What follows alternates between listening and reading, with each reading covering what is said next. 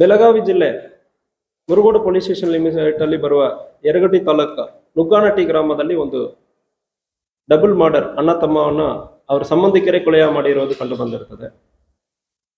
ಇದು ಒಂದು 2 ದಿವಸ ಹಿಂದೆ ಆಗಿರುವ ಘಟನೆ. ಈ ಘಟನೆಯಲ್ಲಿ ಒಂದು ಜಮೀನು ವಿಚಾರಕವಾಗಿ ಅಣ್ಣ ತಮ್ಮ 3 ಜನ ಇರ್ತಾರೆ ಮತ್ತು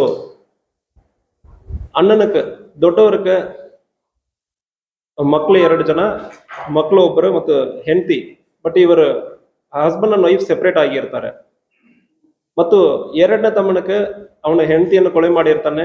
ಅವನ 2 ಮಕ್ಕಳು ಅವನ ಜೊತೆ ಇರ್ತಾರೆ. 3ನೇ ತಮ್ಮನಕ್ಕೆ ಯಾವುದು ಮದುವೆ ಆಗಿಲ್ಲ.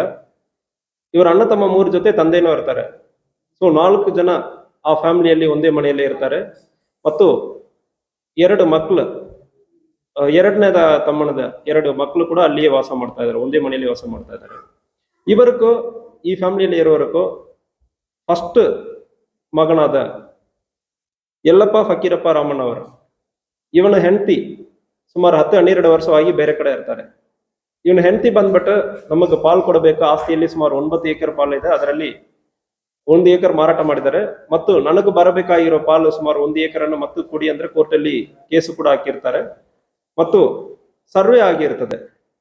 ಸರ್ವೆ ಆಗೋ ಸಂದರ್ಭದಲ್ಲಿ ಜಮೀನು ಓನರ್ ಆದ ಈ 3 ಜನ ಯಾರು ಬಂದಿರೋದಿಲ್ಲ. ಅವರ ಗಂಡ ಯಲ್ಲಪ್ಪ ಕೂಡ ಅಲ್ಲಿ ಇರೋದಿಲ್ಲ. ಸೊ ಸರ್ವೆಗೆ ಯಾವುದು ಬಂದಿಲ್ಲ. ಇವರು ಒಬ್ಬರೇ ಸೈನ್ ಮಾಡಿ ಸರ್ವೇಯರ ಕಳಿಸಿ ಆದ್ಮೇಲೆ ಅವತ್ತು ರಾತ್ರಿ 10 ಗಂಟೆಗೆ ಕುಡಿದು ಬಂದ್ಬಿಟ್ಟು ಬಸಪ್ಪ ಫಕೀರಪ್ಪ ರಾಮಣ್ಣವರು, ಲಗಮಪ್ಪ ಫಕೀರಪ್ಪ ರಾಮಣ್ಣವರು, ಇವರಿಬ್ಬರು ಅಣ್ಣ ತಮ್ಮ, ಫಕೀರಪ್ಪ ನೀಲಪ್ಪ ರಾಮಣ್ಣವರು ಇವರು ಅವ್ರ ತಂದೆ, 3 ಜನ ಸೇರಿಬಿಟ್ಟು ನಮ್ಮ ಒಳಕ್ಕೆ ನೀವು ಯಾಕೆ ಬಂದಿದ್ದೀರಿ, ನೀವು ಮದುವೆ ಆಗಿ ಇಷ್ಟು ವರ್ಷ ಆದ್ಮೇಲೆ ಮನೆ ಬಿಟ್ಟು ಹೋಗಿದ್ರಿ, ಈಗ ಯಾಕೆ ಬಂದಿದ್ದೀರಿ ಅಂದ್ರೆ ಹೇಳಿ ಸೊಸೆ ಜೊತೆಗೆ ಇವರು ಗಲಾಟೆ ಮಾಡಿರ್ತಾರೆ. ಮತ್ತು ಅವರು ಗಂಡನ ತಮ್ಮನು ಹೋಗಿ ಗಲಾಟೆ ಮಾಡಿರ್ತಾರೆ. ಇದನ್ನು ಗೊತ್ತಾದ ನಂತರ, ಗಲಾಟೆ ಮಾಡಿರೋದ ನಂತರ ಈ ಲೇಡಿ ಅವರ ತಂದೆ ಮತ್ತು ಅಣ್ಣ ತಮ್ಮ ಒಂದು 5 ಜನವನ್ನು ಕರೀತಾರೆ. ಅವರು ಒಬ್ಬರೊಬ್ಬರು ಬೇರೆ ಕಡೆ, ಒಬ್ಬರು ಒಳದ ಮನೆಯಲ್ಲಿ ಇರ್ತಾರೆ, ಇನ್ನೊಬ್ಬರು ಮದುವೆ ಮಾಡ್ಕೊಂಡು ಬೇರೆ ಕಡೆ ಹೋಗಿರ್ತಾರೆ. ಅಣ್ಣ ತಮ್ಮ 5 ಜನವನ್ನು ಕರೀತಾರೆ. ತಂದೆ ಅಣ್ಣ ತಮ್ಮ ಎಲ್ಲ ಸೇರಿ ಒಂದು 5 ಜನ ಬರ್ತಾರೆ.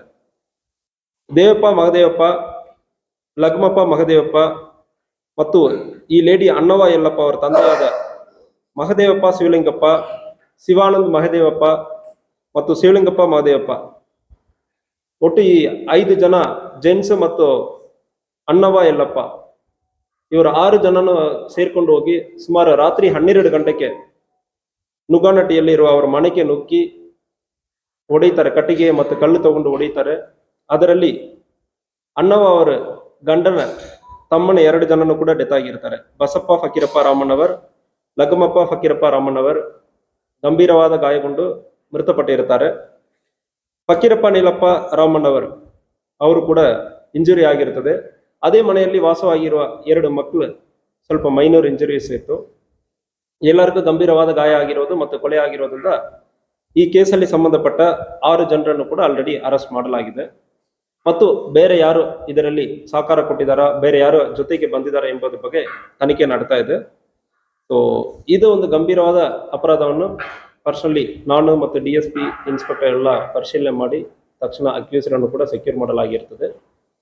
ಸೊ ಇದು ಒಂದು ಸಿವಿಲ್ ಡಿಸ್ಪ್ಯೂಟ್ಲಿಂದ ಇಷ್ಟೊಂದು ದೊಡ್ಡ ಗಲಾಟೆ ಆಗಿರ್ತದೆ. ಆಸ್ತಿ ವಿಚಾರಕ್ಕೆ ಸಂಪೂರ್ಣವಾಗಿ ಯಾವುದು ಅಣ್ಣವ ಯಲ್ಲಪ್ಪ ರಾಮಣ್ಣವರು ಈ ಲೇಡಿಗೆ ಯಲ್ಲಪ್ಪ ಎಂಬುವನ ಜೊತೆ ಮದುವೆ ಆಗುತ್ತದೆ. ಯಲ್ಲಪ್ಪ ಜೊತೆ ಮದುವೆ ಆದ್ಮೇಲೆ ಆ ರಿಲೇಶನ್ಶಿಪ್ ಕಂಟಿನ್ಯೂ ಆಗಲ್ಲ. ಮನೆಯಲ್ಲಿ ಕಂಟಿನ್ಯೂಸ್ ಗಲಾಟೆ ಆಗ್ತದೆ, ಒಂದು ಮಗು ಆಗ್ತದೆ. ಆದ್ಮೇಲೆ ಸುಮಾರು 10-12 ವರ್ಷವಾಗಿ ಅದೇ ಊರಲ್ಲಿ ಬಟ್ ಬೇರೆ ಕಡೆ ಇದ್ದಾರೆ. ಈಗ ಯಲ್ಲಪ್ಪವು ಅಣ್ಣವು ಹಸ್ಬೆಂಡ್ ಅಂಡ್ ವೈಫ್ ಇಬ್ಬರು ಬೇರೆ ಬೇರೆ ಕಡೆ ಇದ್ದಾರೆ. ಬಟ್ ಈ ಅಣ್ಣವ ಈಗ ನನಗೆ ನಾನು ಮದುವೆ ಮಾಡ್ಕೊಂಡಿದ್ದೀನಿ, ನನಗೆ ಮಕ್ಕಳಿದ್ದಾರೆ, ನನಗೆ ಗಂಡನ ಜಮೀನಿನಿಂದ ಪಾಲ್ ಬರಬೇಕಂದ್ರೆ ಅನ್ನೋವಾದ ಆರ್ಗ್ಯುಮೆಂಟ್. ಯಲ್ಲಪ್ಪನಿಗೆ ಇನ್ನ 2 ತಮ್ಮ ಇದ್ದಾರೆ, ಬಸಪ್ಪ ಫಕೀರಪ್ಪ ಮತ್ತು ಲಗ್ಮಪ್ಪ ಫಕೀರಪ್ಪ. ಅವರಿಬ್ಬರು ಇದಕ್ಕೆ ಕೊಡುವುದಕ್ಕೆ ರೆಡಿ ಇಲ್ಲ. ಯಲ್ಲಪ್ಪನ ತಮ್ಮ ತಂದೆನೂ ಕೂಡ ಫಕೀರಪ್ಪ ನೀಲಣ್ಣವರು ಕೂಡ ಇದ್ದಾನೆ. ಇವರು 3 ಜನ, ಇವನು ಸ್ವಲ್ಪ ಕುಡಿಯೋದೇ ಇರುವ ಅಭ್ಯಾಸ ಇದೆ ಅಂದ್ರೆ ಹೇಳ್ತಾ ಇದ್ದಾರೆ. ಉಳಿದ 3 ಜನನು ಕೂಡ ಈ ಜಮೀನನ್ನು ಕೊಡುವುದಕ್ಕೆ ಯಾವ್ದು ಮುಂದೆ ಬರ್ತಾ ಇಲ್ಲ, ಈ ಇಶ್ಯೂವನ್ನು ಸೆಟಲ್ ಮಾಡಕ್ಕೆ ತಯಾರಿಲ್ಲ ಅಂದ್ರೆ ಹೇಳಿಬಿಟ್ಟು ಈ ಗಲಾಟೆ ಆಗಿದೆ. ಬೇರೆ ರೌಡಿ ಶೀಟರ್ಗಳು ಕೂಡ ಕರ್ಕೊಂಡ್ ಬಂದಿದ್ರು ಅಂತಕ್ಕಂಥ ಒಂದು ಆರೋಪ ಇದೆ. ಸೊ ಅದ್ರ ಬಗ್ಗೆ ವಿಚಾರಣೆ ನಡೀತಾ ಇದೆ. ಇನಿಷಿಯಲಿ ನಮಗೆ ಇವ್ರು ಯಾರ್ಯಾರಕ್ಕೆ ಕಾಲ್ ಮಾಡಿದ್ದಾರೆ, ಯಾವ ಮೂಲಕ ಅವರು ಮಾಹಿತಿಯನ್ನು ಕಲೆಕ್ಟ್ ಮಾಡಿದ್ದಾರೆ ಅದ್ರ ಬಗ್ಗೆ ಮಾಡ್ತಾ ಇದ್ವಿ. ಒಂದು ವೇಳೆ ಬೇರೆ ಯಾರು ಇದ್ದಾರೆ ಅಂದ್ರೆ ಖಂಡಿತವಾಗಿ ಎಲ್ಲಾರನ್ನು ಅರೆಸ್ಟ್ ಮಾಡ್ತೀವಿ.